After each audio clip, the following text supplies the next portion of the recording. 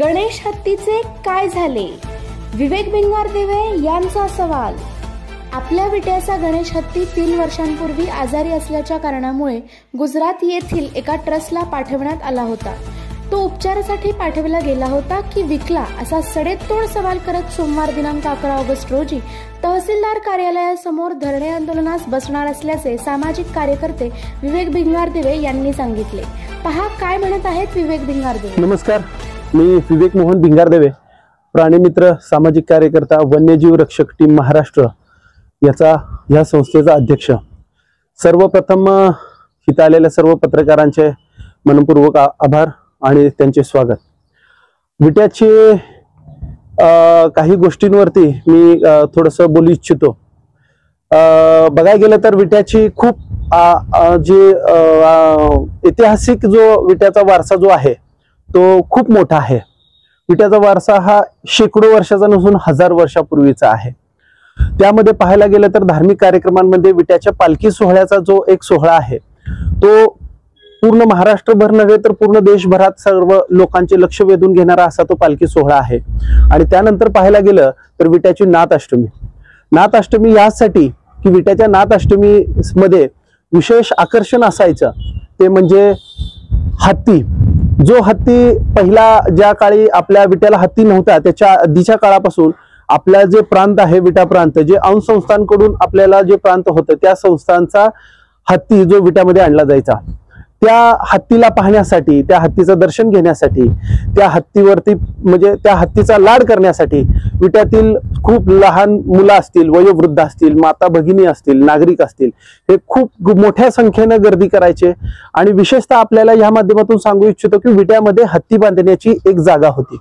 त्या जागा म्हणजे आज विनोद कॅफे जे आहे त्या ठिकाणी त्या समोर विट्याच्या हत्तीला म्हणजे विट्यात येणाऱ्या हत्तीला तिथं बांधलं जायचं। तिथं मोठ्या प्रमाणात विट्यातील व गलाय असतील, गलाय बांधव असतील, विट्यात असे येणारे परगावचे भाविक असतील, हे खूप मोठ्या प्रमाणात गर्दी करायचे। आणि हत्ती हा विशेष म्हणजे तिकडून यायचा म्हणूनच नव्हे तर खूप वर्षाची परंपरा विट्याची आहे म्हणून लोक तिथं एक धार्मिक पायंडा पडलेला होता की आपल्याला हत्तीचं दर्शन घ्यायचं आहे, नाथबाबाचं दर्शन घ्यायचं आहे, आपल्या गावची यात्रा आपल्याला साजरी करायची आहे। हे सगळं कालांतराने पाहत असताना विट्याच्या नागरिकांनी एक संगनमताने, एक सगळ्यांच्या ठरावाने एक हत्ती आणायचा ठरवला। आणि विट्यामध्ये काही वर्षापूर्वी एक मोहन हत्ती म्हणून एक 4 वर्षाचं पिल्लू घेऊन आले।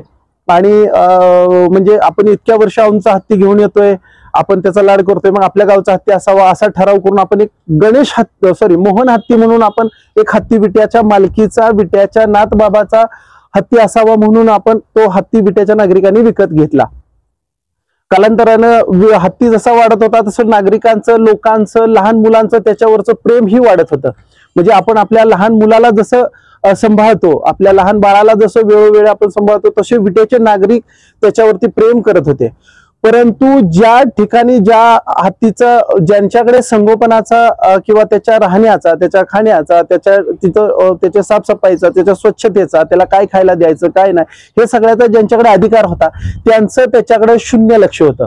ते 0 लक्ष ह्यासाठी की मोहन हत्तीला माझ्या माहितीनुसार फूड पॉइझनिंग झालं असं कारण पीएम मध्ये देऊन त्याचं म्हणजे तो ज्यावेळी वारला, ज्यावेळी त्याचं पोस्टमार्टम करण्यात आलं त्यावेळी सांगितलं की त्याला फूड पॉइझन म्हणजे त्याचं योग्य न खाणं दिल्यामुळे त्याला पोटामध्ये पचन न झाल्यामुळे त्याचा मृत्यू झाला। मग मृत्यू झाला तर ह्यामध्ये विटेकर नागरिकांना खूप त्रास, म्हणजे खूप असं आपला एक घरातला सदस्य गेल्यासारखं विट्यातल्या नागरिकांनी त्याचा शोक व्यक्त केला, सगळं झालं। कालांतराने काही वर्षानं पुन्हा आपल्या विट्यात हत्ती आणावा अशी विटेकर नागरिकांची किंबहुना माझ्या घरातल्या देखील लोकांची अशी इच्छा होती की आपल्या विट्याला हत्ती असावा, आपली परंपरा आहे। मग कालांतरानं 2006-07च्या दरम्यान 2 वर्ष आपल्या विट्याची यात्रा जी आहे ती थांबवण्यात आली। नागरिकांना विनंती करण्यात आली, नागरिकांकडून विट्याच्या सर्व नागरिकांकडून वर्गणी गोळा करून 2 वर्ष यात्रा थांबवून, यात्रेचे विविध कार्यक्रम थांबवून आपण गणेश म्हणून हत्ती आणला।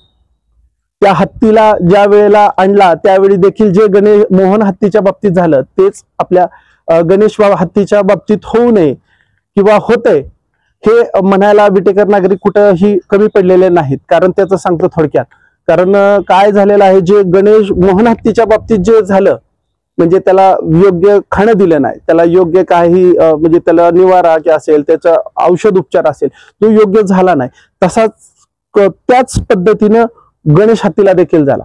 जे मोहन हत्तीच्या बाबतीत झालं ते आपल्या गणेश हत्तीच्या बाबतीत होऊ नये म्हणून लॉकडाऊन नंतर किंवा लॉकडाऊन मध्ये स्वतः मी असेल, माझी टीम असेल, आम्ही स्वतः महाताला जाऊन सांगत होतो की हत्ती तुम्ही फिरवा. 7 महिने असेल गणेश हत्तीला त्याच्या जाग्यावरून सोडलेला नव्हता. याबाबत आम्ही स्वतः तिथं जाऊन त्यांना सांगितलं तुम्ही सोडा, असं करा तसं करा, पण त्यांनी कोणत्याही प्रकारे ऐकलेलं नव्हतं त्या काळी. त्यानंतर हळूहळू हळूहळू हळू गणेश हत्तीला व्याधी चालू झाल्या. जे मोहन हत्तीच्या बाबतीत घडलं तेच आपल्या गणेश हत्तीच्या बाबतीत होईल याची भीती आम्हाला होती. म्हणून आम्ही संबंधित प्रशासन असेल, वन विभाग असेल, यात्रा कमिटी असेल, यांना आम्ही वेळोवेळी सांगत होतो की तुम्ही त्याच्यावरती योग्य उपचार करा, योग्य उपचार करा. याबाबत आम्ही प्रशासनाशी केलेले पत्रव्यवहार जे आहेत ते आम्ही वेळोवेळी आम्ही सांगितले. परंतु जे आम्ही सांगत होतो हे यात्रा कमिटीला कोणत्याही प्रकारे समजलं नाही किंवा त्यांनी जसं दुर्लक्ष करायचं किंवा त्यांचा कुठला आर्थिक सोर्स त्यातून साधायचा होतो ते साधतच होते. कारण सांगतो, कारण हत्तीला छोट्या छोट्या जखमा व्हायला सुरुवात झाली होती. हत्तीच्या उजव्या साईडला त्याच्या पोटाच्या जवळ जखम झाली, दुसऱ्या डाव्या साईडलाही तशीच जखम झाली, पूर्ण पायावरती जखमा झाल्या, डोळ्याच्या खाली जखमा झाल्या. म्हणजे आम्ही स्वतः एवढं भांडतोय, आम्ही सगळं वन विभाग असेल किंवा यात्रा कमिटी असेल तिथं आम्ही जाऊन सांगतोय की त्याला उपचार द्या, उपचार द्या, उपचार द्या, पण ज्या छोट्या छोट्या जखमा होत्या त्या 1.5 फुटाच्या जखमा झाल्या. एवढं होऊन देखील ह्यांना उपचार करण्यासाठी ह्यांची इच्छा होत नव्हती. आम्ही उपचार करतोय असं वन विभागाला ते सांगत होते, आमचा योग्य उपचार आहे. कोणतं म्हणजे ह्यांची राजकीय ताकद वापरून हे वन विभागाला सांगत होते की योग्य उपचार आहे, योग्य उपचार आहे, योग्य उपचार आहे. योग्य उपचार जर होत होते तर त्याच्या अंगाला जखमा काय येत होत्या. एक वेळ अशी आली की आम्ही त्यांना सांगितलं की आता आम्हाला त्या हत्तीवरती उपचार करण्यासाठी आम्हाला आंदोलन करण्याशिवाय पर्याय राहणार नाही, पर्याय उरणार नाही. त्यावेळी वन विभागाने असेल ते त्याचा निर्णय घेतला की त्याला उपचारासाठी पाठवा. आज गेली 2 वर्ष झाले गणेश हत्तीला उपचारासाठी हा राधेकृष्ण एलिफंट वेलफेअर ट्रस्टला पाठवण्यात आलेला आहे. आम्ही 2024 पासून म्हणजे आज जवळपास 1.5 वर्ष झाला आम्ही सर्व प्रशासनाला पत्रव्यवहार करतोय की गणेश हत्ती आपण उपचाराला पाठवलाय खरं, पण नक्की त्याचं झालंय काय याबाबत आम्हाला तुम्ही खुलासा करा. तो कसा आहे, त्याच्यावरती कितपत उपचार झालेला आहे, म्हणजे त्याची सुधारणा किती आहे. विटा यात्रा कमिटीने गणेश हत्तीला ज्या वेळेला उपचारासाठी पाठवण्यात आलं होतं, जेव्हा आम्ही प्रशासनावर दबाव आणला त्यावेळी त्यांनी निर्णय घेतला की त्याला पाठवा. आम्ही कुठं पाठवायला सांगितलं नव्हतं. त्याला पाठवण्यासाठी ज्यावेळी निर्णय झाला तेव्हा यात्रा कमिटीने प्रेस घेऊन सांगितलं होतं व नाथबाबाच्या चरणी त्यांनी आवाहन केलं होतं की गणेश हत्ती बरा होऊन पुनश्च सेवेत यावा असा शब्द वापरून यात्रा कमिटीच्या अध्यक्षांनी सांगितलं होतं की तो बरा झाल्यानंतर त्याला माघारी आणलं जाईल. आज गेली 2 वर्ष होत आले, जवळपास 2 वर्ष होत आलेत आपल्या गणेश हत्तीला आपल्यामधून तिकडे उपचारासाठी पाठवण्यात आलेला. आम्ही प्रशासनाला किंवा वन विभाग असेल, वनतारा प्रशासन असेल किंवा यात्रा कमिटी प्रशासन असेल यांना विनंती करत आहोत की आमच्या गणेश हत्तीला आपण गेली 2 वर्ष झालं उपचारासाठी पाठवलंय तर खरं, पण त्याची खुशाली काय आहे, याची खुशाली कितपत आहे ही आम्हाला आपण उघडी पुढे येऊन सांगावं. ही माझी सर्व जबाबदार प्रशासनाला म्हणजे 3ही प्रशासन असतील, म्हणजे यात्रा कमिटी असेल, वन विभाग असेल किंवा वनतारा प्रशासन असेल, यांनी त्याची खुशाली आम्हाला तात्काळ कळवावी, अन्यथा आम्हाला आंदोलन तीव्र करण्याशिवाय पर्याय राहणार नाही. आता अशी वेळ आलेली आहे की आम्हाला काही गोष्टींकडून असं कळतंय, काही लोकांकडून असं कळतंय की हत्ती आपला हा मरण पावलेला आहे. त्याचं कारणच की आता त्याचे तुम्ही वनतारा कोणत्याही प्रकारचा त्याचा व्हिडिओ टाकत नाही त्यांच्या मीडियावरती. आम्ही केलेले पत्रव्यवहारांना उत्तर देत नाही. वन विभाग सांगतंय की या बाबतीत आमच्याकडे कोणत्याही प्रकारचं माहिती नाही, आम्ही फक्त ट्रान्झिट पास दिलेला आहे. आज सर्व विटेकरांना माझी हात जोडून व कळकळीची विनंती आहे, आता ती वेळ आलेली आहे विटेकरांना एकजूट होण्याची, आपल्या सदस्यासाठी व त्याला मिळवून न्याय देण्यासाठी सर्वांनी एकत्र येण्यासाठी.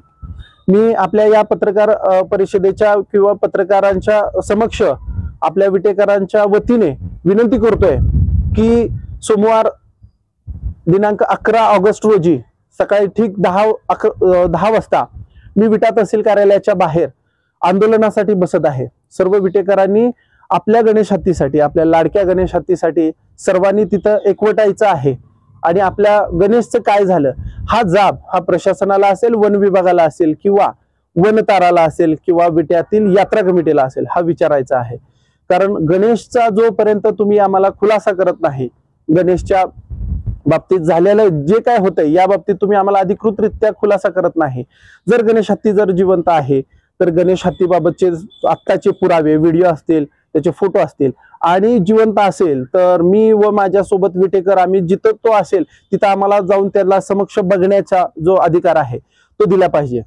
आणि जर त्याची डेथ झाली असेल किंवा तो मरण पावला असेल तर विट्याच्या नागरिकांना आपण समोर येऊन हे सांगणं तितकंच गरजेचं आहे। म्हणूनच मी 11 तारखेला आंदोलन करतोय। सर्व विटेकर बंधू भगिनी, सर्व लहान गोपाळ, सर्व वयोवृद्ध, सर्व स्तरातील सगळ्या स्तरातील लोकांना माझी कळकळीची विनंती आहे की आपण 11 तारखेला सकाळी ठीक 11 वाजता विटा तहसील कार्यालयाच्या बाहेर धरणे आंदोलनाला बसत आहोत। मी येतोय, तुम्हीही या। धन्यवाद।